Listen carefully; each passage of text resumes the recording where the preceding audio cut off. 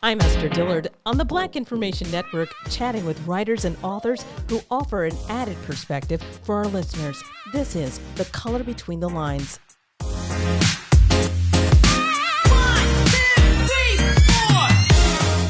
On this edition of The Color Between the Lines, we're talking to a Black businesswoman executive who has some pearls of wisdom for those of you who are working on a job where you may not feel appreciated or supported when it comes to your talents.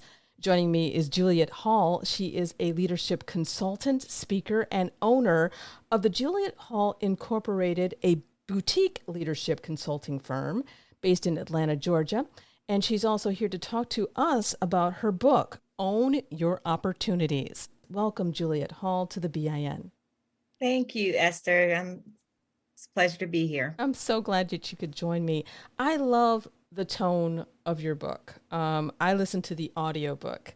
So it feels like you're a girlfriend, kind of letting me in on your life and giving me a chance to hear what's going on in your head.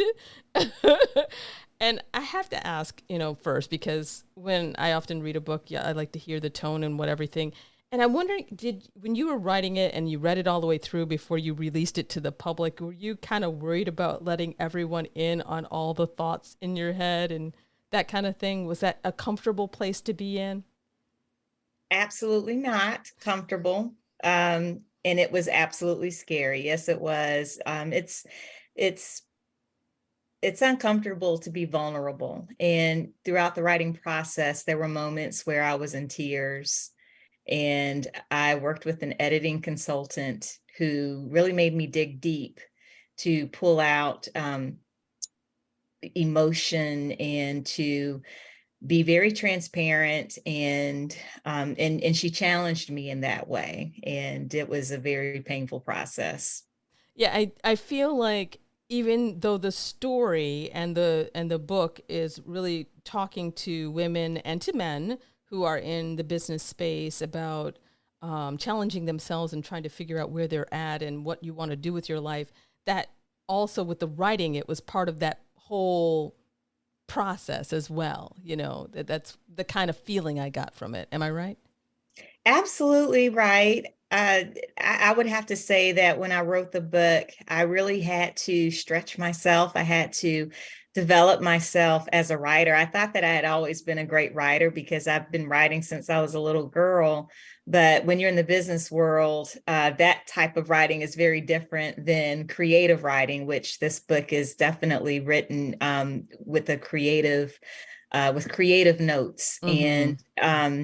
And so I had to stretch myself to really articulate exactly how I felt in the moment of the story that I was telling, and to write in such a way where other people could engage with it and relate to it as well. I love the creativity. I love this descriptiveness that you put in there, because it just really did make me have a window into your world. I love how you also lay out the book at the beginning that leaves the reader on a cliffhanger, and then you go back to where you were graduating from Spelman, and then leads us through a series of changes and moments. I felt like one of the themes running through this was workplace trauma.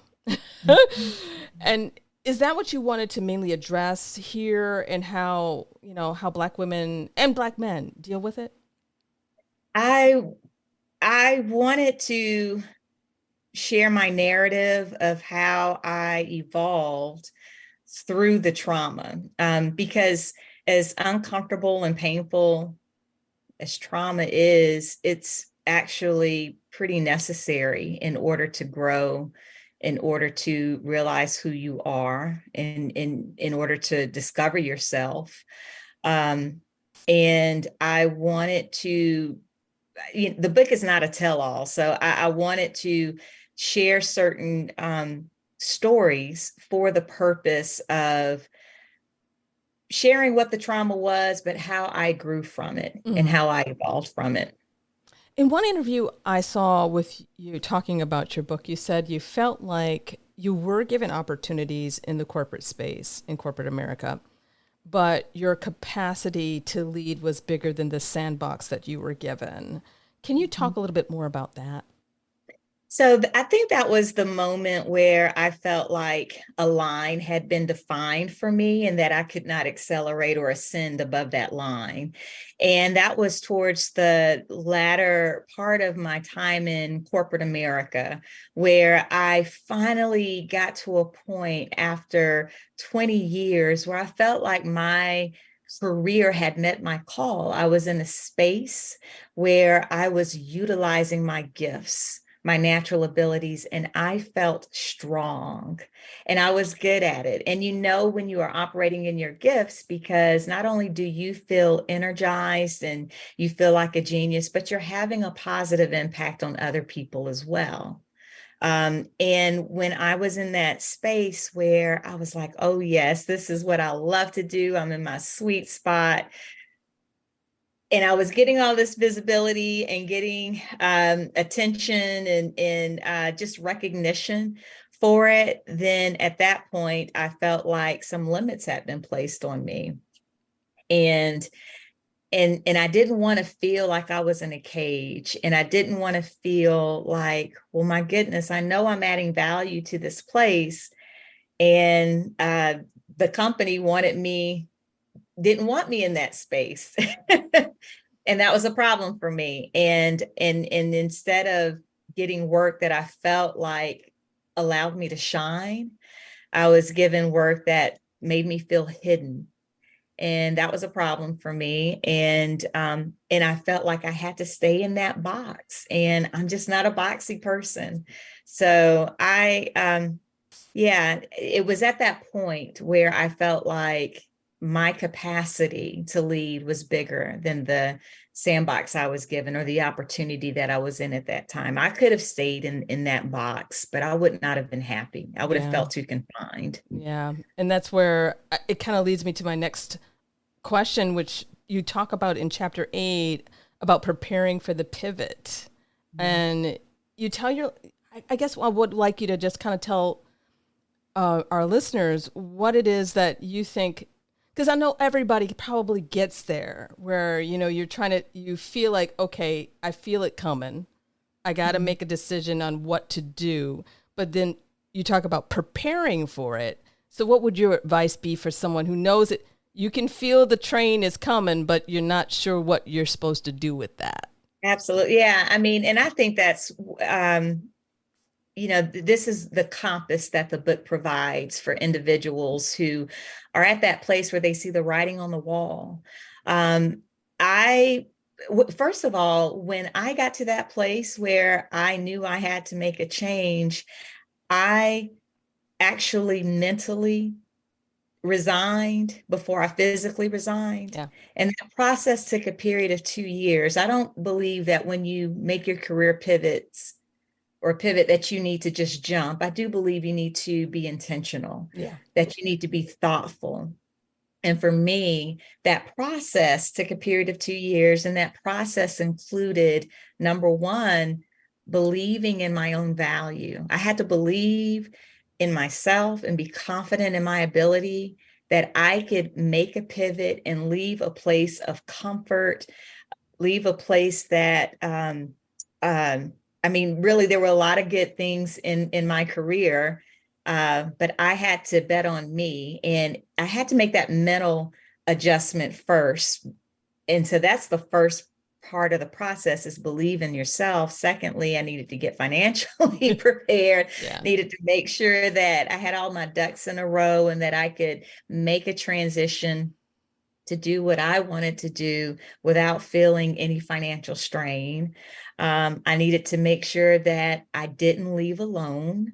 So what that means is I had to create a team for myself. I hear terms of, have your own personal board of directors. Well, I actually had a board of directors that I paid because I wanted experts around me who could help me think about what it would look like to create a new structure for myself from a business perspective, getting my business license or establishing my S Corp. And so I worked with my CPA. I also worked with a business attorney. So those are just some examples of intentions that I had in terms of preparing myself. For those of you who are just joining us, we're in the midst of a conversation. I'm Esther Dillard from the Black Information Network, and I'm speaking with author and businesswoman Juliette Hall on the release of her book, Own Your Opportunities.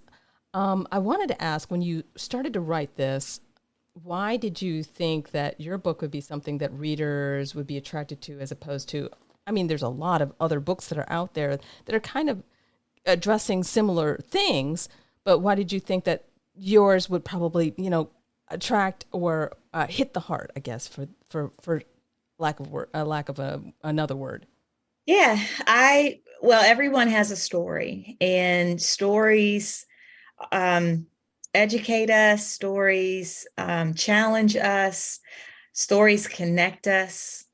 And I wanted to lay out my life so that other people could see what's possible when you bet on yourself, when you refuse to conform to a cultural conditioning that you're supposed to live life according to a certain track. Yeah. And yes, there are many other authors. I think there are a lot of great authors out there that write their own stories, and their stories connect with a certain demographic of people.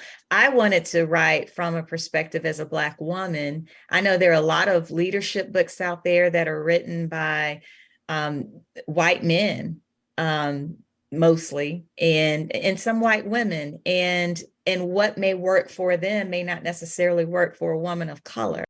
So I just believe that we have a tendency to normalize workplace trauma, and that's one of the reactions that has come from the book.